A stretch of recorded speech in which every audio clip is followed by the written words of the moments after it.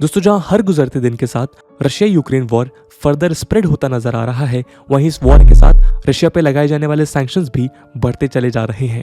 Individuals और companies के बाद स्विफ्ट से रशियन बैंक्स को एक्सक्लूड करना इन सैंक्शंस की इंटेंसिटी बताती है। आज कई इकोनॉमिक एक्सपर्ट्स इन सैंक्शंस को रशिया के लिए थ्रेट तो बता ही रहे हैं, लेकिन उनके अनुसार ये सैंक्शंस ग्लोबल इकोनॉमी पे भी इम्पैक्ट डाल सकते हैं। उन एक्सपर्ट्स के अनुसार रशिया ग्लोबल सप्लाई चेन में क्वांटिटी वाइज ना सही बट ऐसे प्रोडक्ट्स एक्सपोर्ट करता है जिसके डिसरप्ट होने से वर्ल्ड वाइड इस क्राइसिस को देखे जाने की आशंका है। वहीं कुछ एक्सपर्ट्स के अनुसार रशिया को समय के साथ ग्लोबल ट्रेड पर रिप्लेस करना कठिन नहीं होगा, या यूं कहें कि रशिया के ऊपर ये सैंक्शंस लंबे समय तक रहने की उम्मीद की जा सकती है। यूरोप, जहां एक और अपने ऑयल और नेचुरल गैस एक्सपोर्ट्स के लिए रशिया पर डिपेंडेंट है, वहीं रशियन वेपन्स हमारे देश के आर्म्ड फोर्सेस के बैकबोन की तरह काम करती है। इसके अलावा food grains, minerals, oil seeds, कई ऐसी कमोडिटीज हैं जिसमें रशिया आज वर्ल्ड के लीडिंग एक्सपोर्टर्स में से एक है। तो क्या इसका मतलब ये है कि रशिया पर लगाए जाने वाले सैंक्शंस ग्लोबल इकोनॉमी पे भी इम्पैक्ट डाल सकते हैं, या वर्ल्ड वाइड सप्लाई चेन में रशिया को समय के साथ एक्सक्लूड कर दिया जाएगा? दोस्तों, आज की वीडियो के माध्यम से हम ऐसे ही कुछ सवालों पर चर्चा करेंगे। इस डिस्कशन के माध्यम से हम रशिया पर लगाए गए सैंक्शंस के ग्लोबल इकोनॉमी पे पड़ने वाले इम्पैक्ट को एनालाइज करेंगे। उसके अलावा इस इम्पैक्ट को मिटिगेट करने के ऑप्शंस पे भी चर्चा करेंगे। तो आइए शुरू करते हैं आज का डिस्कशन। नमस्कार दोस्तों, मेरा नाम है आदर्श और स्वागत है आपका स्टडी आईक्यू में। आगे बढ़ने से पहले मैं आपको बता दूं कि अब स्टडी आईक्यू के किसी भी शानदार कोर्स को परचेज करने से पहले, चाहे वो यूपीएससी एग्जाम हो, स्टेट पीएससी हो, जुडिशरी एग्जाम्स हो या फिर हो बैंक पीओ का एग्जाम, आप यूज कर सकते हैं कूपन कोड आदर्श33, जिससे आपको मिलेगा फ्लैट 33% डिस्काउंट स्टडी आईक्यू के सभी कोर्सेज पे। बाकी के अपडेट्स के लिए आप मुझे मेरे सोशल मीडिया हैंडल्स पे भी फॉलो कर सकते हैं।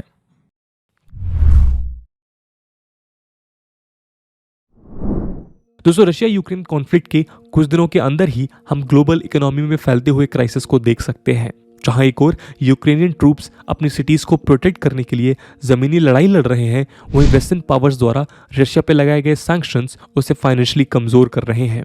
रशिया पे लगाए गए सैंक्शंस ने उसकी ट्रांजैक्शन कैपेसिटी को रिड्यूस करने के अलावा दूसरे देशों में रशियन सेंट्रल बैंक के hundreds of billions of dollars को फ्रीज कर दिया है।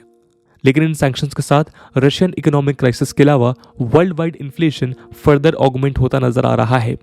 यूं तो इन सैंक्शंस को इस तरह डिजाइन किया गया था कि रशिया द्वारा वर्ल्ड वाइड और पर्टिकुलरली यूरोप में किए जाने वाले एसेंशियल एनर्जी एक्सपोर्ट्स डिसरप्ट ना हो, लेकिन वॉर और फ्यूचर एंग्जाइटीज ने ऑयल और गैस की प्राइसेस पे अपना असर डाला है। मंडे से ही ऑयल, नेचुरल गैस और दूसरे स्टेपल्स की प्राइसेस में इंक्रीज देखे जा सकते हैं। दोस्तों, रशिया हर दिन क्रूड ऑयल का लगभग 11 मिलियन बैरल प्रोड्यूस करता है, जिसमें हाफ उसके इंटरनल डिमांड को पूरा करने में यूज किया जाता है। बचे हुए 5 to 6 million barrels crude oil Russia से डेली एक्सपोर्ट किया जाता है।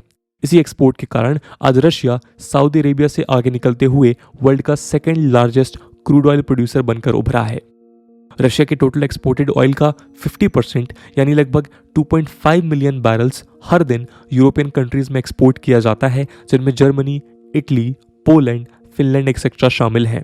इसमें से 1/3 एक्सपोर्ट्स बेलारूस से होते हुए ड्रिज़्बा पाइपलाइन के थ्रू यूरोप पहुंचता है। यूरोप के अलावा चाइना भी रशियन ऑयल का एक लार्ज बायर है। हर दिन लगभग रशियन क्रूड ऑयल के 1.6 मिलियन बैरल्स चाइना द्वारा इंपोर्ट किए जाते हैं। ईस्टर्न साइबेरिया पैसिफिक पाइपलाइन की मदद से ट्रांसपोर्ट होते हुए ये ऑयल जापान और साउथ कोरिया के कस्टमर्स को भी सर्व करता है। कुछ ऐसी ही कहानी रशियन नेचुरल गैस की भी है, जो यूरोपियन मार्केट में डोमिनेट करती है। रशिया ने 2021 में ऑयल एक्सपोर्ट्स की मदद से $110 बिलियन अर्न किए थे और नेचुरल गैस की मदद से लगभग $56 बिलियन। यूक्रेनियन इन्वेजन के बाद क्रूड ऑयल प्राइसेस में भारी उछाल देखा गया है, जो आज $100 पर बैरल तक जा पहुंचा है। जेपी मॉर्गन का अनुमान है कि यदि रशियन सैंक्शंस के अगेंस्ट यूरोप में अपनी oil and natural gas deliveries reduce की तो ऑयल प्राइसेस $150 पर बैरल तक बढ़ सकते हैं। दोस्तों, ये तो इस बात की भी संभावना है कि रशियन एक्सपोर्ट्स के रिड्यूस होने के अगेंस्ट यूएस, सऊदी अरेबिया और यूएई अपने प्रोडक्शंस इंक्रीज कर सकते हैं, लेकिन कोरोना लेड पैंडेमिक के बाद से ही क्राइसिस देख रहे ग्लोबल सप्लाई चेन पे पड़ने वाले इम्पैक्ट को रोकना नामुमकिन होगा। इसका एक कारण पैंडेमिक के बाद मार्केट में सडन चेंज है। जहां एक और लॉकडाउन मेजर्स के तहत डिमांड और सप्लाई सीवियरली रिड्यूस हुई थी, वहीं दोबारा से मार्केट्स रीओपन होने के कारण आज वर्ल्ड वाइड क्रूड ऑयल की डिमांड एक्सपोनेंशियली बढ़ती हुई दिख रही है। इंटरनेशनल एनर्जी एजेंसी के अनुसार जहां 2021 में globally per day 1.5 million barrels oil की डिमांड बढ़ी थी, वहीं 2022 में ये डिमांड हर दिन 6.2 मिलियन बैरल्स के रेट से बढ़ती हुई दिख सकती है। और इस डिमांड को सैंक्शंस झेल रही रशियन इकोनॉमी के रिड्यूस्ड एक्सपोर्ट के साथ फुलफिल करना काफ़ी कठिन होगा। दोस्तों, हमें इस बात पे भी ध्यान देना होगा कि ऑयल प्राइसेस के बढ़ने के साथ लगभग हर इंपोर्टेड और एक्सपोर्टेड कमोडिटीज़ के प्राइसेस में इंक्रीमेंट देखी जाती है और इसका कारण है इंक्रीज्ड कॉस्ट ऑफ प्रोडक्शन।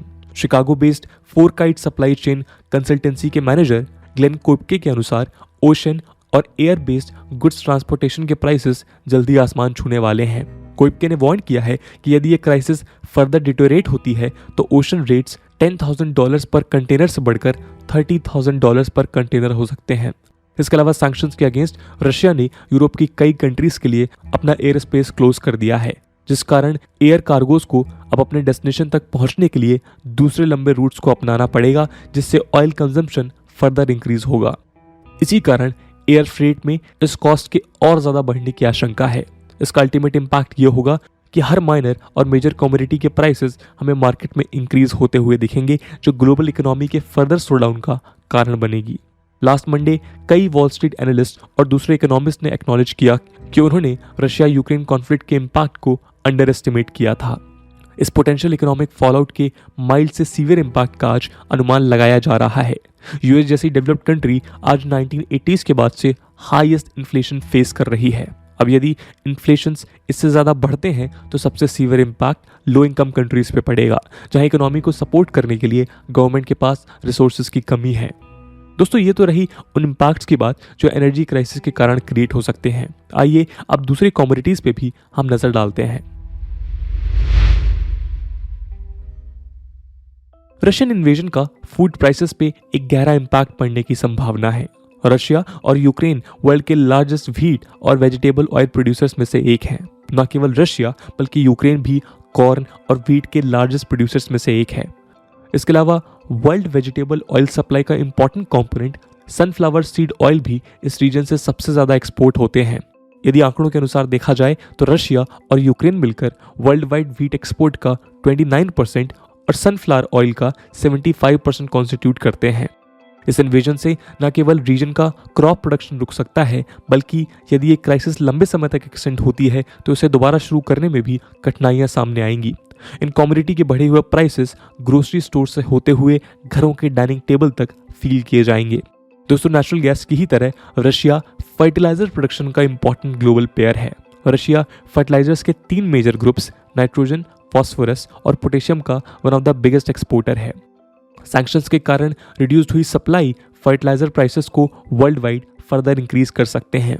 इन सब के अलावा रशियन मिनरल्स एक्सपोर्ट के रिड्यूस होने से इंपॉर्टेंट कमोडिटीज जैसे एरोप्लेन्स और कैटालिटिक कन्वर्टर्स पे इम्पैक्ट पड़ सकता है।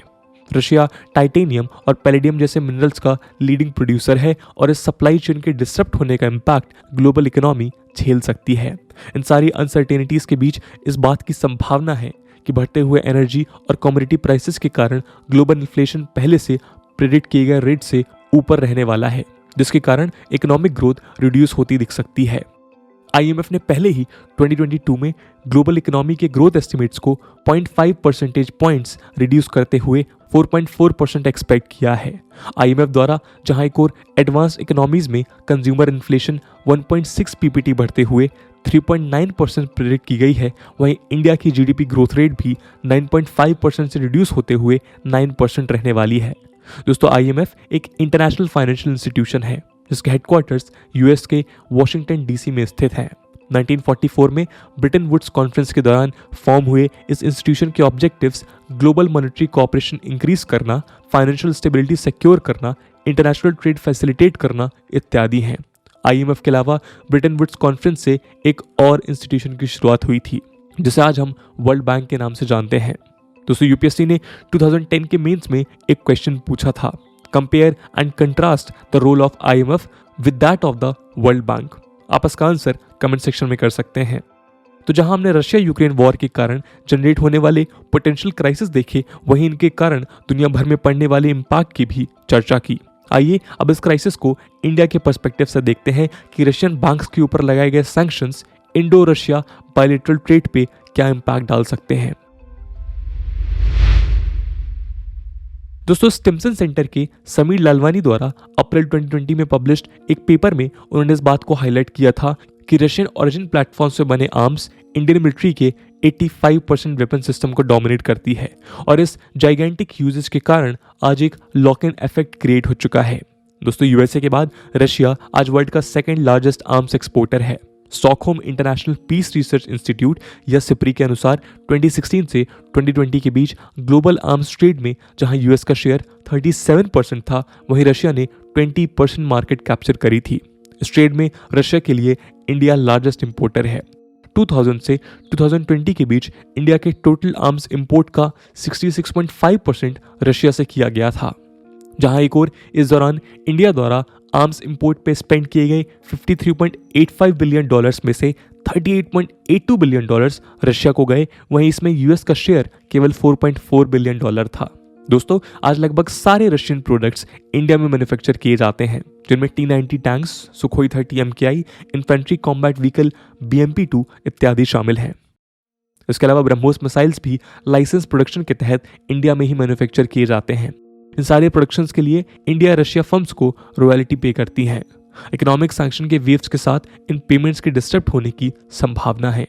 दोस्तों, कॉमर्स मिनिस्ट्री के अनुसार 2020 से 2021 में इंडिया रशिया के बीच $8.1 बिलियन का ट्रेड कंडक्ट हुआ था, जहां इंडिया ने electrical machinery, pharmaceuticals, iron and steel और ऑर्गेनिक केमिकल एक्सपोर्ट किए, वहीं रशिया से defence equipment, mineral resources, nuclear power equipment, fertilizers आदि इंपोर्ट किए गए। एक्सपर्ट्स के अनुसार रशिया के बैंक्स को स्विफ्ट से एक्सक्लूड करने से दोनों देशों के बीच बिजनेसेस कैरी करना कठिन हो सकता है। कुछ दिनों पहले इंडिया के टॉप लेंडर SBI ने भी अपने क्लाइंट्स को इन्फॉर्म किया था कि वो उन रशियन एंटिटीज जिन पे यूएस या यूरोपियन यूनियन द्वारा सैंक्शंस लगाए गए हैं, उन्हें इन्वॉल्व किए जाने वाले किसी भी ट्रांजैक्शन को प्रोसेस नहीं करेंगे। SBI ने अपने क्लाइंट्स को लेटर सेंड करते हुए अर्ज किया कि वो किसी भी सैंक्शन कंट्री से रिलेटेड ट्रांजैक्शन हैंडल करते हुए एक्स्ट्रा प्रिकॉशन बरतें। इन सब के अलावा इंडिया के लिए यूएस भी एक कंसर्न है। जहां अब तक इंडिया ने रशिया यूक्रेन मुद्दे पे डिप्लोमेटिक स्टैंड बनाए रखा है, वहीं आने वाले समय में यदि हम रशिया के साथ डिफेंस डील्स कंटिन्यू करते हैं तो इंडिया के ऊपर भी countering America's adversaries through sanctions act या कास्टा के थ्रू यूएस सैंक्शंस प्लेस कर सकता है। दोस्तों, जहां एक और वेस्टर्न पावर्स रशिया और यूक्रेन के साथ ऑक्युपाइड हैं, ये वैक्यूम चाइना को इंडो पैसिफिक रीजन में और एग्रेसिव एक्शन लेने के लिए स्पेस प्रोवाइड कर सकता है। उसके अलावा साइबर अटैक्स जैसे हाइब्रिड वॉरफेयर में कैपेबल चाइना और रशिया वेस्टर्न कंट्रीज के क्रिटिकल फंक्शंस, इंस्टॉलेशंस के अलावा इलेक्शंस में भी इंटरफेयर कर सकते हैं। यदि ट्रेड की बात की जाए तो कुछ क्रिटिकल एक्सपोर्ट्स के अलावा रशिया ग्लोबल इकोनॉमी में एक माइनर प्लेयर है। अपने इनॉर्मस एनर्जी एक्सपोर्ट्स के बावजूद रशिया टोटल वर्ल्ड आउटपुट में केवल 1.7% का योगदान देता है। इसी आंकड़े को देख कई एनालिस्ट का मानना है कि इनिशियली रशिया यूक्रेन कॉन्फ्लिक्ट के कारण ग्लोबल इकोनॉमी में फ्लक्चुएशंस देखे जा सकते हैं, लेकिन over a period of time in disruptions को कवर करना मुमकिन है। वेस्टर्न सैंक्शन के कारण कुछ समय तक यूरोप को ऑयल और नेचुरल गैस के इंक्रीज प्राइसेस पे करने पड़ सकते हैं, लेकिन बढ़ते हुए प्राइसेस के साथ ओपेक कंट्रीज अपने प्रोडक्शन भी इंक्रीज करेंगी, जिससे धीरे धीरे oil and natural gas supply ensure होने की संभावना है। इसके अलावा स्ट्रैटेजिक एक्सपर्ट्स का मानना है कि इस क्राइसिस का फायदा उठाकर यूरोप को अपने एनर्जी सोर्सेज डाइवर्सिफाई करने चाहिए, जिससे वो रशिया द्वारा इंड्यूस्ड फ्यूचर शॉक से खुद को आइसोलेट कर पाए। साथ ही फूड ग्रेन क्राइसिस को इंडिया और चाइना जैसे कंट्रीज के एक्सपोर्ट से सब्स्टिट्यूट किया जा सकता है। दोस्तों, इंडिया के केस में भी हमारे देश के टोटल ट्रेड में रशिया का योगदान केवल 1.3% है और वो बायलैटरल ट्रेड में 25th पोजीशन पे है। इसके अलावा रशिया में इंडियन एम्बेसी की वेबसाइट के अनुसार कई रशियन बैंक्स ने इंडिया में अपने ब्रांचेस ओपन किए। BTB, SBER bank, Vnesheconom bank, Promsvyaz bank etcetera इनमें से एक है। इन बैंक्स की मदद से उम्मीद है कि इंडिया और रशिया आपस में डॉलर्स के सिवा किसी दूसरी करेंसी का यूज कर यूएस सैंक्शंस को इवेड कर पाएंगे। साथ ही इंडियन गवर्नमेंट द्वारा पुश किए गए आत्मनिर्भर भारत प्लान को भी फर्दर एक्सपेंड करने की जरूरत है, जिससे हमारा देश कम से कम डिफेंस इंपोर्ट्स पे रिलाई करे और किसी भी क्राइसिस से निपटने के लिए तैयार रहे। दोस्तों, ये वीडियो यूपीएससी मेंस एग्जामिनेशन के पर्सपेक्टिव से भी रेलेवेंट है और इंडिया, रशिया और वर्ल्ड ट्रेड से रिलेटेड सवाल यूपीएससी GS2 के इंटरनेशनल रिलेशन सेक्शन में और GS3 के इकोनॉमी सेक्शन में पूछे जा सकते हैं। इसलिए इस टॉपिक से रिलेटेड एक सवाल हम आपके लिए छोड़ कर जाएंगे, जिसे आप कमेंट सेक्शन में ज़रूर आंसर करिएगा। And the question is that how self-reliance by India cannot be achieved without creating a vibrant defense manufacturing ecosystem. इसके अलावा इस पूरे एनालिसिस को लेकर आपका क्या ओपिनियन है वो भी आप कमेंट कर सकते हैं। आज के वीडियो के लिए इतना ही। आई होप आपको वीडियो पसंद आई होगी, और अगर पसंद आई है तो अपने दोस्तों के साथ शेयर करना मत भूलिएगा। हम मिलते हैं अगले वीडियो में, तब तक के लिए जय हिंद, जय भारत।